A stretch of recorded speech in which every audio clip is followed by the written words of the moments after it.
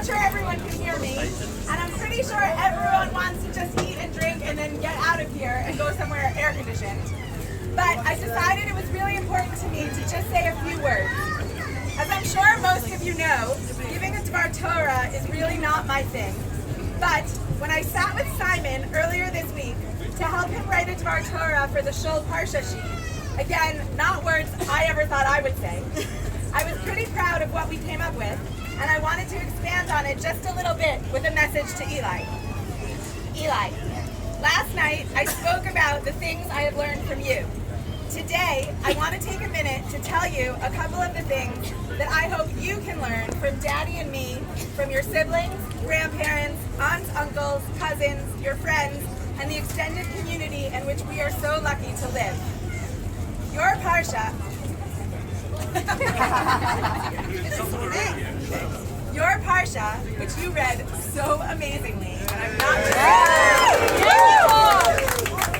starts out with the words, Re'eh Anochi noten lefneichem hayom bracha ukala, which means, see that today I will put before you a blessing and a curse.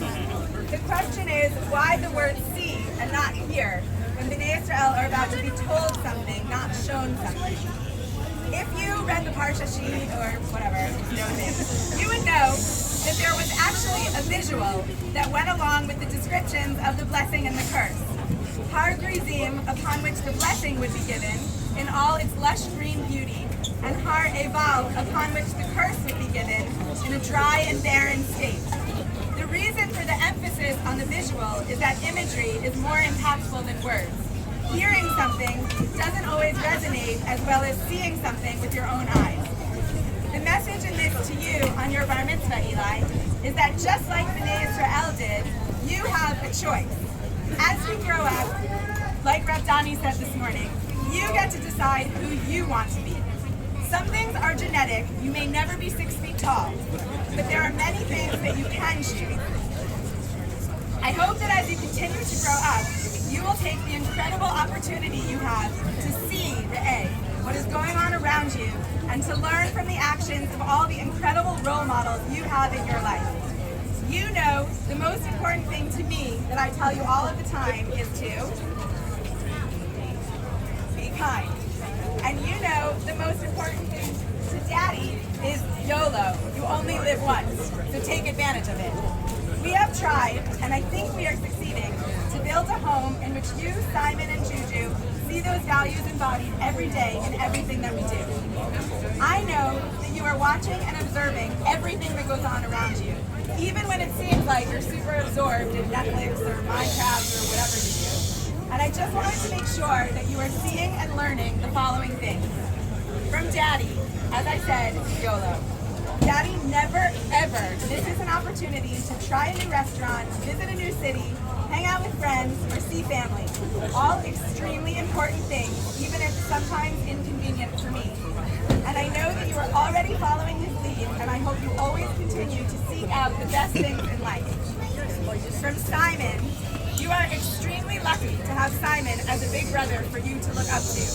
You can learn both what to do and what not to do from him.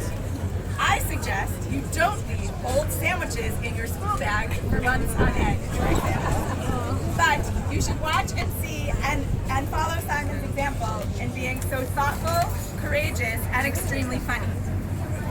From Juju, I know that she drives you crazy, but just watch how your sister exudes self-confidence and friendliness.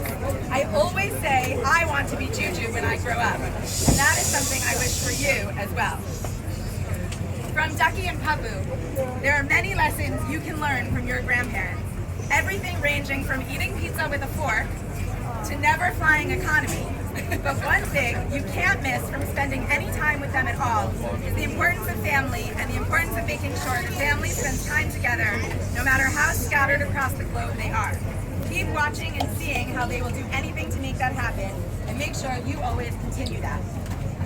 From Safti and Zadie, again, some important lessons that only grandparents can teach, like never throwing anything away, because you never know when you might need it again, or how to make anything out of wood. But the other thing you can watch and learn from Safti and Zadie is their commitment to Judaism. It is probably safe to say that tefillin has been put on in our house more times in the last few weeks than ever before. And following their example, I'm sure you will continue to grow in your exploration and love of Judaism. I wish I could go through every single one of your aunts, uncles, cousins, second cousins, and all the various once removed or however we're all related, because each and every one of them has amazing qualities that you should watch and learn from. While you don't see your first cousins very often, when you do, it's as if you just saw each other yesterday, and I hope you continue to develop and maintain those relationships always. Had we not moved here 12 years ago, we most likely would not have the relationship that we have with the extended Fishman family. While our side will never have the musical talent that they have, what I hope you observe and learn from them is their deep, unwavering love for the land of Israel and the communities of which you are a part. There are a few of them. You've got a school, the King Solomon School, which I give a lot of credit to for helping to turn you into the amazing person you are today. Keep learning from your teachers and from your friends. Just keep it in perspective. I think you know what I mean. You've also got camp. Mosheva Ennismore is clearly a home away from home for you and a place where you can embrace North American culture. Just don't become too Canadian. Spend quality time with your cousins and friends and just experience something different than the day-to-day. And you've got the Shift Day community. I can't imagine a better place for you to grow up, watching all of these people who are here today and whose houses we are in and out of all of the time. They say when you move to a foreign country, your friends become your family. That is so true and not something to take for granted.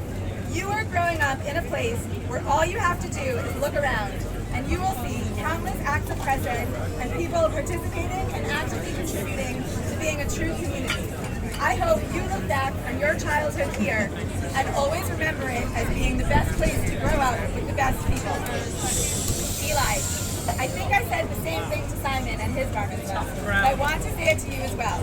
Never ever take for granted, but always take advantage of the amazing and incredible people you are privileged to have in your life. Look at each one, see what you can learn from them, and then by taking all the things you like and admire, you will create your own unique and incredible personality that is already beginning to take shape. Thank you again to everyone for being here. There are way too many people to thank by name, but I think you all know who you are. No, we're not thanking by name. Keep drinking and stay cool and enjoy.